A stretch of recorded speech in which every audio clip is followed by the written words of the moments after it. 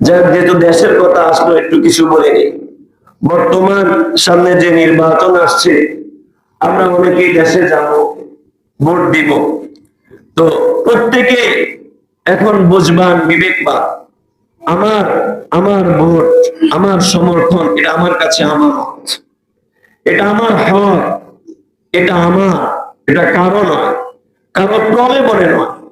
আমি যদি মনে করি আমি যেটা ভালো মনে করবো, আমার বিবেকে বা বিবেকই কি বলে, এবং এখন হলো বিবেকের প্রশ্ন, আপনি সেটাই করবেন। মনে হয় যে অনেকে বলে, ভাই 500 টাকায় একটা ছাগল তো পাওয়া যায় না নাকি, একটা মুরগিও হয় না, 5,000 না। তো আমি কি ছাগলের চেয়ে কম দাম? যাই হোক, অনেকে অনেক কিছু বলে।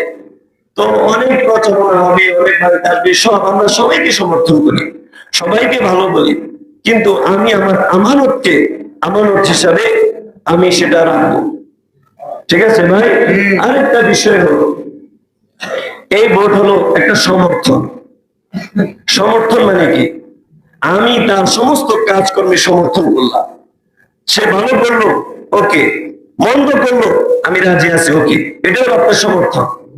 অর্থাৎ সে ভালো করলে সে ভালোর প্রতিফল আপনি পাবেন, মন্দ করলে এর প্রতিফল আপনি ভোগ করবেন।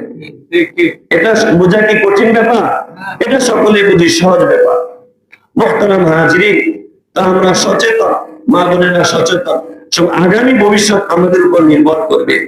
আমরা যদি আমার নিজের ফ্যামিলি সামলাতে না পারি, আমি আমার নিজেকে যদি ভালো মন্দ না বুঝি, নিজেকে সামলাতে না পারি, তাহলে আপনি রাষ্ট্র, পরিবার, দেশ কিভাবে চালাইবে?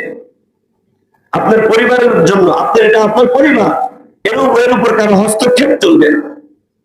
আপনি খাওয়ান, আপনি কামাই করেন, আপনি তাদের ভালো মন্দ বুঝেন। আমি আমারটা খাই, আমি আমার ভালো মন্দ বুঝি, কি বলে? আরেকটা বিষয়, হা ভোট এটা রাষ্ট্রীয় ভাবে প্রচারণা চলতেছে। এই ব্যাপারে আমরা সকলেই এটা হা ভোট দেওয়ার চেষ্টা করবো। হা ভোট দিব, চেষ্টা কি? এটা যদি আমরা যদি কারো পরাকাষ্ঠ থেকে বাঁচতে চাই, আমাদের স্বাধীনতা যদি ধরে রাখতে চাই, পরাধীনতা থেকে যদি মুক্তি চাই, তাহলে আমাদেরকে হা ভোটই দিতে হবে। পরাধীনতা থেকে, মুহতারাম হাজিরিন, এখনই বিপ্লবের সময়, প্রতিরোধের সময়, গর্জে ওঠার সময়। প্রত্যেকটা জায়গায় আপনি সচেতন হন, আপনার পরিবার সচেতন হন, আপনারটা আপনি হেফাজত করে পুরা দেশ ঠিক হয়ে যাবে। আপনি আপনার মহল্লার জন্য আপনি দেখতে হবে, আপনি নিজেরটা ঠিক করে সব ঠিক হয়ে যাবে। এবারে আল্লাহ রাব্বুল আলামিন আমাদেরকে সহিহ মোতাবেক যা আমল করা তৌফিক